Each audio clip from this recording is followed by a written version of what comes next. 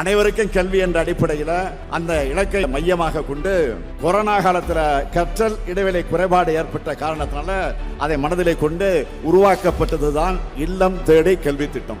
38 மாவட்டங்கள்ல 1,08,000 தன்னார்வலர்களால் 30 லட்சம் மாணவர்கள் பயனடைந்தாங்க. இந்த திட்டத்துக்காக 200 கோடி ரூபாய் ஒதுக்கீடு செய்யப்பட்டுச்சு. 80,138 கல்வி மையங்கள் தொடங்கப்பட்டுச்சு. எல்லாரையும் பள்ளிகளை நோக்கி வர வைக்கக்கூடிய கல்வியில் சிறந்த திட்டமா இது தொடங்கப்பட்டுச்சு. அதன் நோக்கமாக அதை முழுமையாக நிறைவேற்றியும் காட்டினதுதான் இந்த திட்டம். புதிய செயலி மூலமா பள்ளி செல்லாத 1,88,487 குழந்தைகள் கண்டறியப்பட்டு உரிய வகுப்புல சேர்த்து பயிற்சிகளை தந்திருக்கிறோம். பள்ளிகள்ல படிக்கிற 16 லட்சம் மாணவர்கள் பயன்பெறக்கூடிய வகையில இன்னும் எழுத்து இயக்கம் தொடங்கப்பட்டிருக்கு. கல்வியில் பின்தங்கின மாவட்டங்கள்ல மாதிரி பள்ளிகள் தொடங்கப்பட்டிருக்கு. இது போன்ற பல்வேறு திட்டங்களின் மூலமா பள்ளி கல்வி செழுமை பெற்று வருது.